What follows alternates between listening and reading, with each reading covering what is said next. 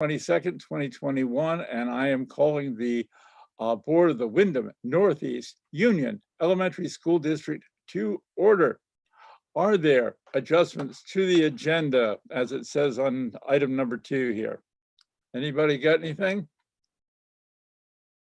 I'm hearing a Quaker meeting breaking out, so I'm guessing no. Moving on to 3, communications and public comment. Are there members of the public or anybody that like to pretend to be one? You got anything in the pile, or anybody got any correspondence they feel the need to read? No, I have no hands up, and I do not have anything in the chat. That is perfect. No, actually, we enjoy public comments. All right, moving on to item 4, board minutes, March 25th and April 7th. And Chris, this is just an advisory thing. I would like it going forward if we start doing digital packets, because I haven't, and have these things sort of be available both on the website and emailed to folks, if we can do that going forward, just because even I don't always figure out where some of this material is. So anyway, I will take I will entertain a motion to approve board minutes for March 25th and April 2nd. Do I hear a motion to that effect? So moved. Jack, I'll move. And Nicole sent us an additional set of minutes. Nicole, you can remind me, it was the reorganization meeting, March something, which, so we have 3 sets of minutes actually. Then I'll take that as an, who made the motion to approve? Cheryl is making the motion to approve with the addition of 1 additional set. Nicole sent us all 3. So then the motion is to review and approve all 3 sets of minutes, 2 sets for March and the April 7th. Any discussion, anything, any misspellings, any of the usual stuff that we need to fix? There are some misspellings, but they're nothing that affects substance. So I think we can approve them as written. All right. Then any other conversation on this point? And since I can't see everybody, I'm going to ask you just to unmute and pipe up, because it'll be easier for me. So anything, anybody? No. Then, not hearing anything, we'll entertain the roll call here. Ginger, what would you say? I would say accept all the minutes. Okay. Melissa? Accept. Jessa? Yeah, accept. All right. Who have I forgotten this time? Oh, Lynn. Sorry. Accept. All right. Have I forgotten anyone? Because I'm pretty ADD today. Cheryl, I'll vote yes. Oh, good. And all right, then we will consider those accepted. Moving on to reports, principals reports, starting with Westminster Center School. Yep, and Angela and I worked just as Helen and I had, so we have a joint report. Like we've All done right, before. then it will be a joint report. So who's leading? I'll start, and as we all know, we're back 5 days this week, which has been wonderful. And today, usually Thursdays feel like our second Monday, so it didn't. And the feedback from staff has been it's been wonderful to be continually in the building. So that's been wonderful. As far as enrollment for Westminster, right now we have 138 in-person, 13 remote. And since our last board meeting, we've had 0 positive COVID cases and 0 quarantining members of our school community. Again, that was 138 and what? 13. 138 and 13. All right, thank you. Dex? So for Grafton, earlier this week, Grafton welcomed back a 3rd grader from BTVLC. And our enrollment actually just changed or will change as of Monday. We will have 51 students, 45 in school and 6 remote. And since our last report, there has been no positive COVID cases. Both Nice. schools, yep, and both schools continue to have our after-school program, which has been up and running all year. Now, this week has begun to offer clubs and tutoring 5 days a week, and plans are well underway for our summer program. So signups have gone out to gain interest, and will continue to go out just to make sure families are aware and sign up. It'll be this summer from July 5th to August 13th. It'll be 5 days a week from 8 to 4. And this year, it'll be free of charge to families. Another thing that's been happening since our last board meeting is the vaccination for educators. So it was a huge relief for educators to know that they could begin to sign up for vaccinations, and it definitely boosted morale, and teachers were easily able to find appointments. And at this point, all teachers who wanted to be vaccinated have been. Thank you. Okay, and then I'm going to talk about SBAC. So at Westminster, students in grades 3 to 6 will be testing the weeks of April 26th and May 3rd. And 5th graders are scheduled to take the science portion on May 24th. And at Grafton, students finish the math and ELA portions of the SBAC today. Tomorrow and Monday will be makeups. And then 5th graders are scheduled to take the science portion on May 28th. Some other events that are happening in Westminster. On April 5th, we had a storyteller from Rhode Island, Len Cabral. He held 2 virtual storytelling events during the day for our kindergarten through 3rd grade and another for 4th through 6th. He then held a family event that evening where families could listen to different stories. There were also great question and answer periods within each session, and he was really awesome. So it's something that we might want to think about for next year as well. Bike Week, or Bike Weeks, is starting on next Monday. So it'll run next Monday through May 14th. And during these weeks, Westminster partners with Local Motion, who brings a bike trailer to the school, and students engage in a full bike skills curriculum. And this is all free of charge. Our 4th graders have also partnered with the Northern Stage. So in May, they will work with Northern Stage's Bridge Up program, and this is a free opportunity where students will work with the Northern Stage 2 times a week for 5 weeks, beginning at the beginning of May, to learn the story of play, delve into characters, relationships, and recognize themes that they see in other cultural stories that they are familiar with. At the end of the 5 weeks, the class will perform a short speech together. That will be recorded and shared with families through a private link. Liz, would you mind sending me any details on that particular item? Yep, absolutely. Is that something we're paying for? Is that something Northern State is providing? It's free of charge. Yep. All right, I'd like to know more on that. Yeah, I can definitely send you details. What else y'all got? And then at Grafton, so first I just want to back up. I said that the 5th graders are going to take the science portion of the SBAC on May 28th. I should have said April 28th, so I'm sorry about that. So we also have an author coming to visit, Amy Huntington. She's an author and illustrator, and she's going to be joining students during the day remotely next week on Thursday, April 29th, to talk to students about her poetry book, read some of her stories, and then also draw with the students towards the end. And that will be done remotely in 2 different pods. So K to 2 will do that remotely, and then 3 to 6 will do it at a different time with her during that day. And then at 7 o'clock, she's going to join families remotely for like a bedtime story. The title of that book is Monsters Like Us. That actually just came out a couple weeks ago. Sorry, what? No. No, I'm aware of that piece. That's Okay. all. Great. And then Green Up Day next Friday. Instead of taking a bus out on the road, because that's a field trip right now and we're not going to do that, we decided to stay local at our school and do some beautification of our outdoors and tie in Earth Day, which was today, into our activities. And then students are going to take a Green Up bag home, and we plan to encourage families and students to send us photos of their greening up around where they live.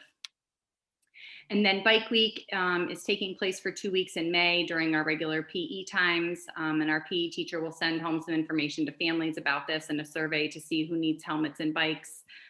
There's also like a voucher program down in Bellows Falls that some kids are getting the benefits of getting bikes that way, and also helmets. And then both schools will be recognizing Teacher Appreciation Week next week, May 3rd to the 7th. Actually, is that May? Yes. So a week of treats and gifts are planned for all staff.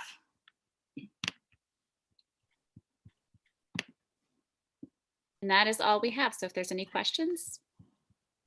Let's start that. I see Cheryl's hands up. Right. Well, thank you both for the report. First, I mean, this is, Angela, I guess this is maybe your first or second full week as teaching principal. So would you make a couple of comments about that? And then I've got another question, but thank you. Thank you for stepping into this role. Absolutely. I'm so happy to. It's been a great 3 weeks. One of those weeks was vacation. So, but it has been really good. I think everybody's very happy with helping and joining together. I mean, it's not easy to teach a full class and then also, be the principal and be available. So of course, I mean, teachers have questions throughout the day, but everyone's very respectful of my time and understand that, if I need somebody to cover me in the morning. So like right now, I'm available in the morning for arrival. And so there's a paraprofessional who's covering my room just for arrival time and breakfast. And then I usually get back to the classroom at like 8:10. And then a couple of times I have scheduled some meetings from 8 to 8:30, which is a good time because the kids are just eating breakfast, they're arriving, and then they're doing their student-led morning meeting. So there's no instructional time being missed. But it certainly has been challenging because I have missed quite a few meetings. Like I'm not at the elementary principals meeting because it's not during a time that I'm available. And I don't want to compromise the instruction of my students. So I don't miss any instructional time with them. But everybody's really rallied behind me and is really helping. And I wouldn't be able to do it without Liz's support. Liz has been great. I've spent hours on the phone with her, being filled in on things that I don't know or that I'm still learning. And then the staff has just been wonderful, helping and doing whatever they can to make things a little bit easier. Wonderful. Thank you. And we're all cheering you on and grateful. Yeah, thank you. Thanks. Another specific question for Liz, actually for both of you, but we had been with the students in both buildings. They had been in the pod approach. Half the kids had gone half the week, right? And Wednesday was stay at home. So this is the first week where all children have been together all the time. And I'd like to hear a little bit more about that because that's a big change. Yeah, and I think our structure actually where all of our students had been actually in the building. Everyone was in the building Monday, Tuesday, Thursday, and Friday. Oh, So, okay. yeah, so it's not really as big of a change because a lot of our systems just stayed in place for Wednesday. And all of the students had really been in. So help me with how long had they all been there 4 days a week then? Because in the beginning we were doing half and half. So Yep. help with that. Yeah, and I believe it was mid-November when Oh, that everyone long. went back Okay. 4 days a week. Cheryl? Okay. Yeah. Jack, I'm going to step away for about 3 minutes. Consider yourself chair du jour. I got to just take care of a quick thing. And just ask everybody, to make sure everybody's had a chance to ask questions. I'll be right back, 5 minutes, if that. Okay, no problem at all. No problem at all. So when I had thought that for the longest time, but some people asked me some questions recently that made me think that we had not been doing that. I'm actually really heartened to hear that all children have been in the building 4 days a week in their classrooms with their teachers, right? And so it really is just the addition of the 5th day that's been the big change most recently. Yes. Yeah. Correct? Okay. Yes. And so with that, not as big a transition. Now I'm remembering how this fell into place back in the fall. So that's great. Okay. Well, any questions from anybody else? I had offered a couple, but let's see if anybody else. Melissa's got her hand up, please. Yeah, I had a question about just my child is still bringing his computer home on Wednesdays, and I asked him or on the week or back and forth every day. Mhm. And I asked him about it, and he said that it's in case he's sick. And in my mind, if a child is sick, they need to rest and be well. And I'm just hoping that the school isn't moving toward a direction of expecting sick students to be doing schoolwork on No. some level. And so why are the computers still going back and forth? Yeah, so my understanding is that we're still, as an SU, sending computers and devices home daily, just in case there is an outbreak of COVID case where a class or a few classes do have to shut down and go to remote learning, as has happened this year. In that we have to go to remote learning like that, and the next day is not an in-person day, but we still can continue learning. It is not that we are expecting sick students to attend virtually. No, that is absolutely not. Makes way more sense to me. Thank you for clarifying. Yeah, no, thank you for asking. I'm sorry that that was the message. Yeah, so some kids think that. Okay, good Or to being know. told that maybe. I don't know. Yeah, I don't know. Okay. So where are we in our round robin? We're just in the process of board members asking questions. Lynn has her hand up, and then I'll turn it back to you, Jack. Lynn, Okay. please go ahead. Angela, I was wanting to let you know that I'm the one that coordinates Green Up in Athens. And if there's anything I can do to help with any of the kids here in Athens, let me know. Okay, great. Thank you. Great, thanks. Ginger? I think I'm unmuted. I just wanted to welcome Angela as the new principal and introduce myself because I've never met you. And I'm looking forward to meeting you and coming in the school when that's possible. Is it possible to come in the school at this point if you've been vaccinated? At this point, no, there's, even if you've been vaccinated, unfortunately, there's still no visitors. I know it's tough for us because we're trying to plan a lot of things, but we can't have people in the building right now. But I could meet you outside. Yeah, that would be great to do that sometime. I also Yeah, wanted to say hi to Liz because she's an old pal of mine. Yeah, hi, Ginger. Nice to see you here. Yeah. You guys are doing a great job. It sounds like you've got a lot of great things going on in spite of COVID, so keep it up. All right. Anyone else? You're not off the hook quite yet then. Hey, I have Liz- a question for Angela. oh, then Jessa, I'm sorry. Again, this is very, the one weakness of this system is I can't see people. Go ahead. I know there's a lot of tricky time management for you as a teaching principal. And I would just like you to think about looking forward to next year, if you think the board needs to sort of refine that role and provide you assistance to keep your classroom covered and allow you to do principal duties. I mean, So I'm that's not looking for an answer right now, but yeah, I mean, it's a big question. That's a long answer, I guess I could say. Thinking of it right now, I don't think being a classroom teacher and the principal is fair to the students, because the reality of it is that I'm missing a lot of things that are going on throughout the building. We've had some significant behavior challenges recently, and also like supporting students emotionally. That's been missed. There's been several incidents where kids walk in and you do your typical like, how are you? And then you don't get an answer. And then they keep walking to go get their temperature checked. And then, the guidance counselor is out that day. And then there's like missing that follow through. And that's been like the most glaring thing for me, is not being able to support the kids like that. Or even like with recess issues, just things like that are sort of getting missed or aren't getting addressed until well after the fact. That's been a challenge. And then even being available for staff, because I don't really want to be interrupted of like, if I'm reading a book, to have somebody come in and need me for 5 minutes, because it can just be very disruptive. And so I don't think, like when you're asking me this question right now, I don't think it's really fair to the kids to to do that. And then with our behavior challenge recently, it's hard to see an adult as also like in these two roles. You know, that's a hard thing to ask kids to do, like see me as a teacher, but then also see me as the principal and the school leader.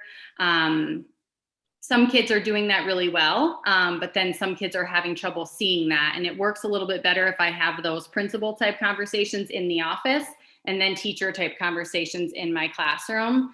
That's been one way I've been working around it, but I don't really think that it's sustainable to do full-time classroom teacher and principal.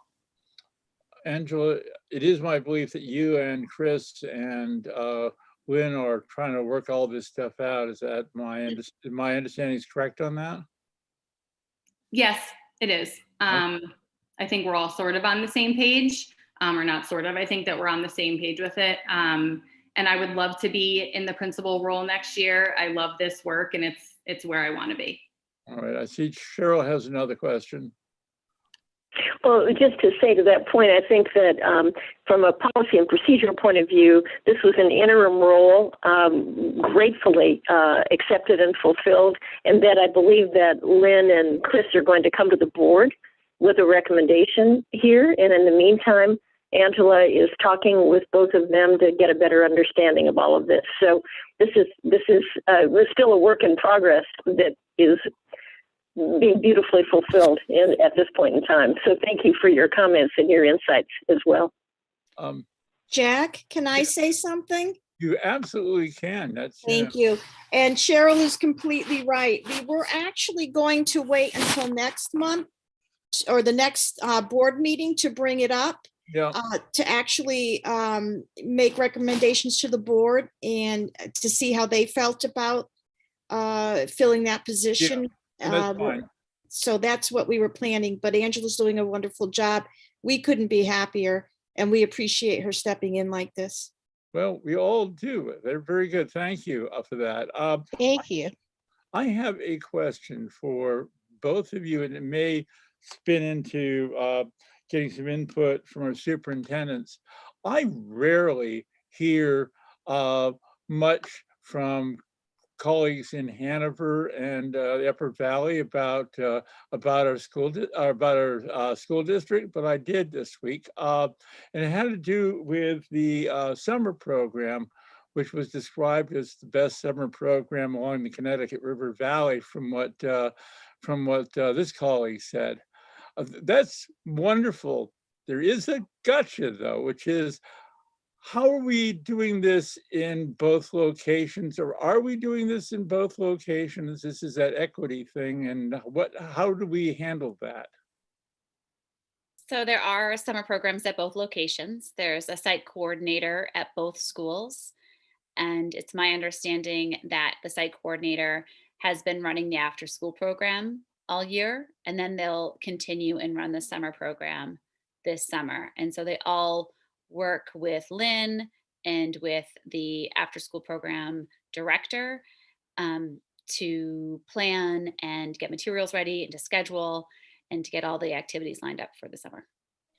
All right, thank you. I just, like I said, my wife came and said, "What is this summer program?" I was in a staff meeting with Dartmouth and the med school, and with the support staff at Geisel School of Medicine, and they were telling us about this great program in Westminster, and that it was the best they've seen anywhere. And I just thought it was worth passing that along. So there you are. That's great to hear. Thanks for the feedback. Jack, we also, the site coordinator at Westminster applied for and received a grant from, it's a childcare grant from, COVID relief funds, and it's $3,800 a month for 10 months. And so Westminster is having an extra $3,800 to spend on their program for the next 10 months. So the site coordinator there's, pretty active in reaching out. This is the second grant she's gotten this year. So we're pretty excited about that. We're using the funds to purchase a for this month to purchase a PA system for the students. You know, when they're outside, we're planning on having some outside learning going on during the summer, and the PA system will come in very handy for that. So it's been a real plus for the program. Oh, thanks. Jack, and I think it needs to be said is that Lynn, along with the principals, have put many hours and time into planning and kind of vamping the summer program. I would say it's more like a summer camp. What the stuff that they've been doing and moving forward. I mean, they're selling themselves short. A lot of time has been put into this, and it's an incredible amount of work that Lynn and all the principals have done. So very impressive, and you'll continue to see it as things go out. But it's yeah, I agree with everything I've heard. It's very elite in regards to what they're offering in for programs and activities. It's incredible. Very Lynn, proud. Sorry, thank you. Lynn, you get your hand up. Yes. Now, the after-school program and the summer program are being run by another organization outside of the school. I'm a little confused on that. Well, not really. It's Westminster has always had a federal grant, and it's called 21st century, Okay. and it's called Learning Grants. And it's for out of school time learning, out of school time programming. So after school, they've always had a program from 3 to 5 and during school days, and then they've had a summer program in the summer. And the funds from this 21C, they when you begin a program, they fund it really well, with the planning being that it would become self-sustaining over the years, many years. You would get less and less money because the program would take off, become popular. Parents would pay, I think it's like $6 a day to do that. So the grant's written every year, and it just gets like a little bit less each year. But when the two schools combined, when Westminster combined to become a district with Grafton, we decided that we were going to put the 21C for both schools in that district. So Grafton was picked up this year to be part of the program with Westminster. So Grafton has their own 21C site, which is federally funded, as well as Westminster and Bellows Falls Middle School, who's been doing it for years. The director at Bellows Falls Middle School has taken over the directorship of Westminster and Grafton. Now, those two schools have a site coordinator. Mary Beth is the site coordinator in Grafton, and Eldina Wenzel is the site coordinator in Westminster. So they pretty much run the programs. They work with the director to come up with, the materials, the supplies, the hiring, these things that they need. Although this year I've been very much involved with the Westminster site. And she's really originated a lot of these new and innovative ideas. She's a really kind of a go-getter, just, loves that kind of activities. So what's happening, we're going to open it up to Central and Saxons River, because those are our only two schools that don't have it. And those will be starting to be funded with ESSER funds. However, this summer, what Century 21 doesn't cover for the summer school, for equity across the district, ESSER funds, the ESSER 2 funds, will actually support the program. All kids can go for free. They'll pay for the teachers. They'll pay for all the supplies and materials.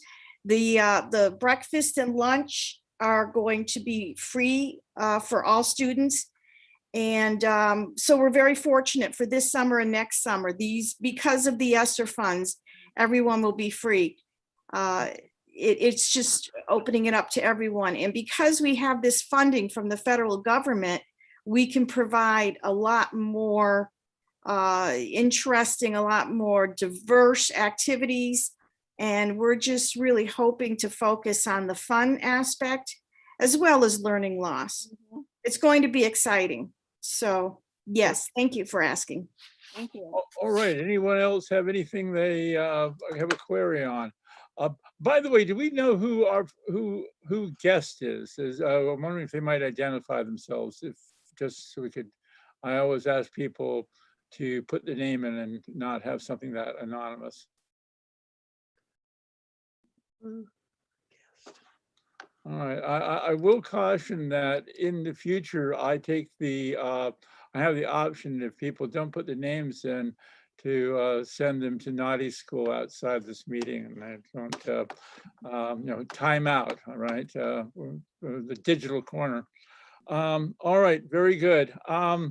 Let's move on then. Thank you both very much for this, and let's move on to 5B.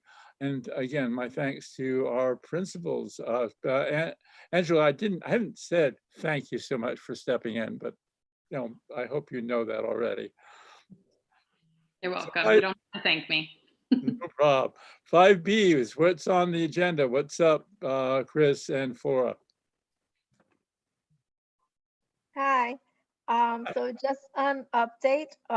So we sent out contracts for the teachers for the upcoming year. They were sent out 26 contracts. Currently, we got 13 contracts back.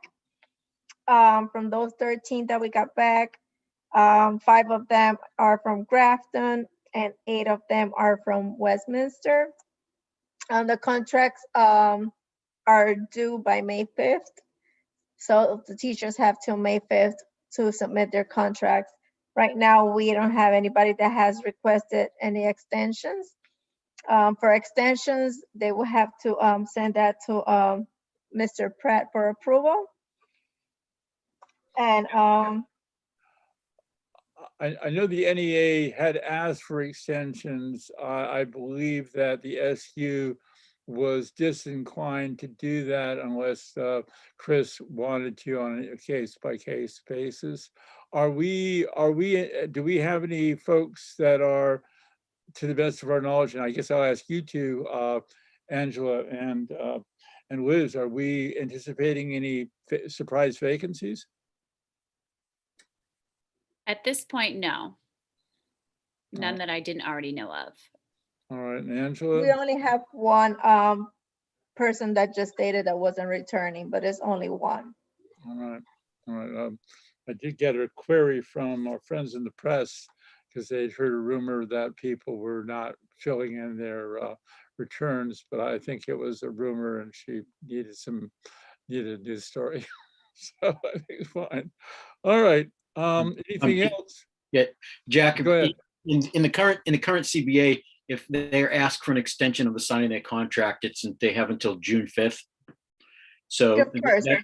June 1st, I'm sorry. So that is in their CBA. So Okay. I haven't had too many from this board that fall into this board, but in general, there has been an increase overall in regards to people asking for extensions. Okay.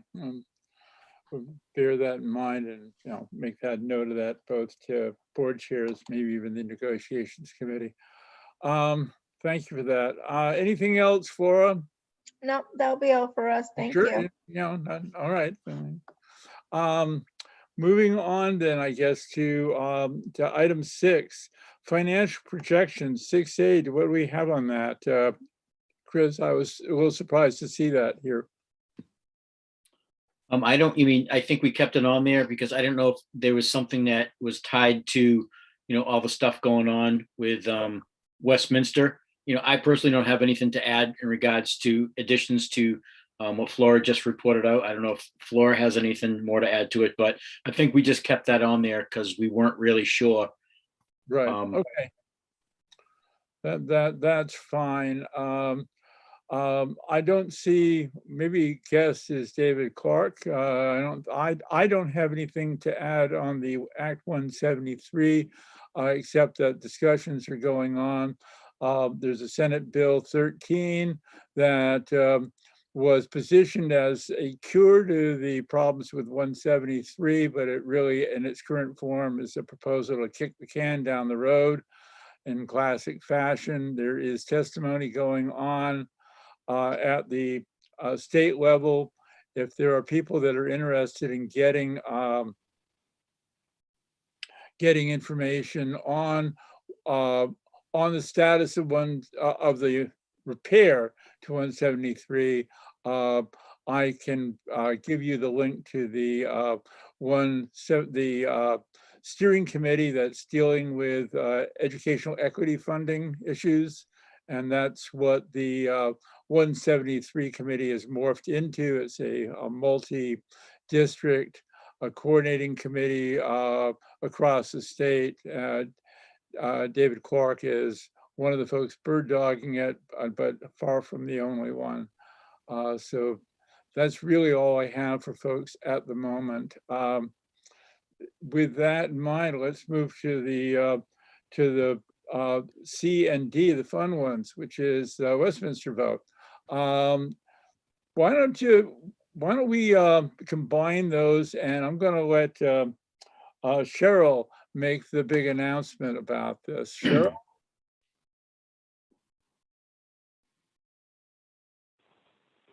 Well, I think, well, thank you, Jack. Yesterday, the State Board of Education did hear the presentation from Westminster with the official request to withdraw from the Wyndham Northeast Union Elementary School District. And David Major, town moderator, and clearly informed local citizen, made the presentation, and the State Board of Education did vote unanimously to approve Westminster's request to withdraw, with a vote that included a date by which a new town school district and new board would have full authority by July 1, 2022. There are a number of questions about some of the details of the process, but the most important finding is that they did find the one big test that had to do with their decision yesterday had to do with whether education for the children in Westminster would meet the standards set by the state board, and their finding was that it would. And I would certainly like to thank Jack Breyer, Lynn Morgan, Chris Pratt, Lynn Carey, Liz Hardy, everybody else who has helped with this whole process. We were able to pull together the information that was necessary for the state board to make an informed decision. David Major did a fabulous job presenting it all. There were really not very many questions, and the board did make this decision and vote unanimously. Let me add a name to the list of folks who deserve a plaudit. As everyone knows, our superintendent and assistant were out last week. We've got this list, and this is not a knock, but I wanted to say Nicole did yeoman's work getting this. She took a break from a vacation day to come back in the office and help at one point. Offline, my conversation with John Carroll, our always sort of grumpy SVE chair, was that at least we answered the questions that were asked. In his opinion, he was mostly beating up another school that was applying for a similar withdrawal petition. And the reason the questions were short is because the SBA members had the documentation in hand, and it turned into a bit of an anticlimactic thing, which was lovely. Now, there is a fly in the ointment, and we don't know if it's a big fly or a little one, and that is that the state, being zealous about the application of the law that they don't like that we use to jam this through, it has 721A has a provision that gives the state board the option of determining whether or not the remaining district is viable. And therefore, and while we thought this was a pretty pro forma thing, and again, we answered all their questions, they put it off until May, which means that we're technically not sure whether this district will end up in 2 parts or in 3 parts. We've certainly are discouraging the idea of splitting up Athens and Grafton at this point because we don't have data on the impact of it. And frankly, it's giving something nobody's asked for. But we may ask you all to be in attendance at that meeting and ask your friends and your friends' friends to participate. I will be looking for testimony and written statements from Athens and Grafton residents on this matter. And just, you know, I think it's pro forma, but weird stuff has happened, and you may know they don't really love us at the SPE, so we don't want to have an issue. So there you go with that. Anybody else? Jack, if I can add, just a little bit. Again, actually echoing you, a huge thanks to Nicole. I can't even believe I didn't acknowledge her. She was doing somersaults on Friday last week to get all the data in hand, and just can't even thank you enough, Nicole, for that. To your point, I think yesterday, you know, the Ripton discussion was complicated, did not go well from the point of view of Ripton folks, and was difficult from the point of view of the board members. They were late getting to the Westminster topic. They really ran over, and I think it's quite clear. Hold on a sec. Okay. I think, you know, they made John Carroll made one positive statement toward the end about what is essentially pro forma about all of us staying within this supervisory union. And I'm hopeful, and all of us, as many of us as possible, can do whatever we can to support this district staying intact. I mean, it would not make a whole lot of sense for the Athens Grafton to be split up at this point in time. So, Jack, you and others, just let us know how we can all be of support and help with that. But I think they ran out of time. Jack was my point about that. So I'm not sure, but we want to be prepared and provide any information they need. One of the things about this process, and one of the reasons why it went as smoothly as it did, is because if we've done anything, we've been over-prepared and a little paranoid, which I think is a great way of dealing with state bureaucrats. And I think that everybody in Westminster, I'm hoping that they are happy, that, you know, we'll ask for their patience because it's a process. And but this is a yes, and we are the first involuntarily consolidated district in the state to have an approval and proof it can be done.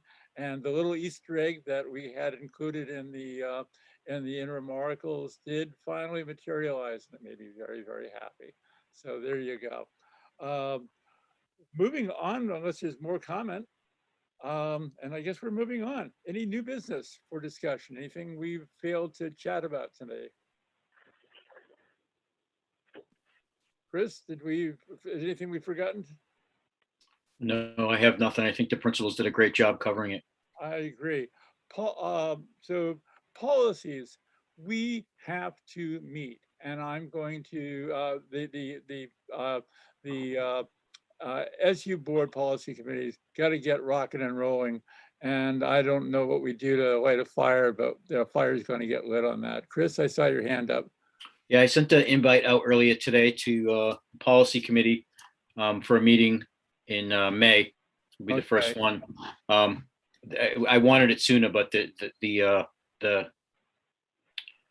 recovery team meetings, which is the planning committee meetings that we have, some of them, there's going to be quite a few of them. So I did. So if you are in the policy committee, I think Jess and Jack on this one here, check your emails. There's an invite for, I think the second week of May, that there's some policies that I'm recommending that we need to have approved for the ESSER funds, which is Title I in the Parent Compact.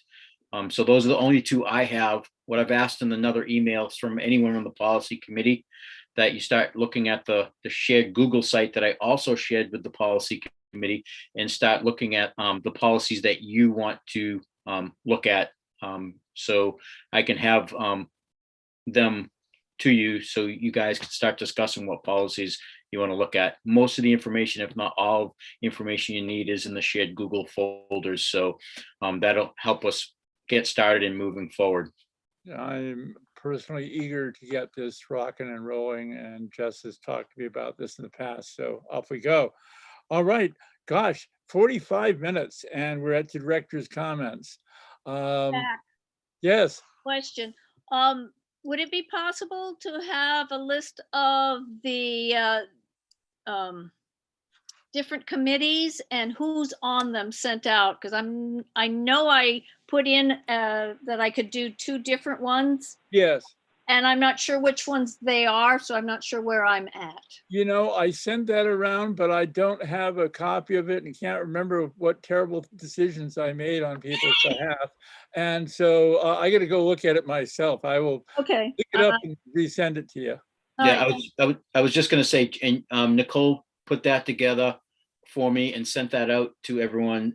So I'll, if Jack can't find it, then I'm sure Nicole can locate it and we can send it back out.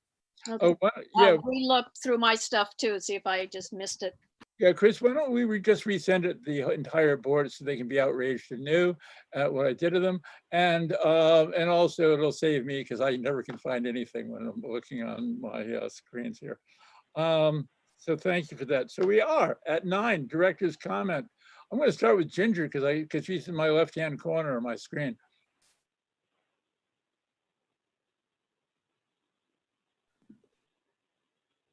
Now am I unmuted? Bar. I just want to say that I'm listening in and trying to take in everything and get up to speed on all of this. So I'm kind of taking a back role for a little while, listening to everything. So I'm learning a lot. We've had new members who had a whole lot of opinions on the first day, whether they knew anything or not. But you know, so you don't really need to stand on ceremony. But thank you. Yeah. All right, Lynn.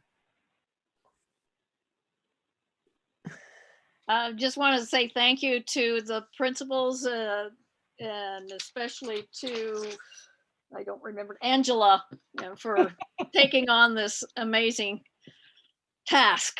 And everybody from all the different areas have been just doing amazing stuff to get us through all of this. Thanks. Melissa. Yeah, I just wanted to say thank you also to Angela for stepping into her role. And I wanted to thank the people for the work they did in Westminster with the state. And I'm really actually super grateful for the green up bags that we're gonna get. Jessa, what do we got? Me? Yeah. I have nothing. Thank you. Really? Okay. Cheryl. Oh, well, yeah, echoing the thanks that others have shared, I would also say that from a Westminster perspective, we are honored and grateful to work with all of you. How, you know, as this goes forward and Westminster once again becomes its own town school district, we will always be grateful for the relationship with Athens and Grafton, and thrilled to be a part of the supervisory union. So we know for the long term, we're all in this together. So thanks, everybody. Very good. And I'll just, again, Angela, thank you for stepping in. Your appointment, I know, was quite popular, and appreciate that. A huge thank you to Nicole for being clerk of the work for the last while we got all this together. Thank you, Cheryl. Thank you to the people in Westminster who've shown a great deal of patience, and I hope more as we go forward in the next weeks and months to put this together. And really, my thank you to all. When this does finally dissolve, I will miss the people that are in this. Kathleen was joking about whether I was going to be a secret vote against the dissolution, simply because she thought that it was such a great crew, and it is. So there you go. We'll all see you again in the next go round, I guess. Unless I'm hearing an objection, I'll declare the meeting adjourned. All right, Nick Quinn, no, that's not an objection. You all want to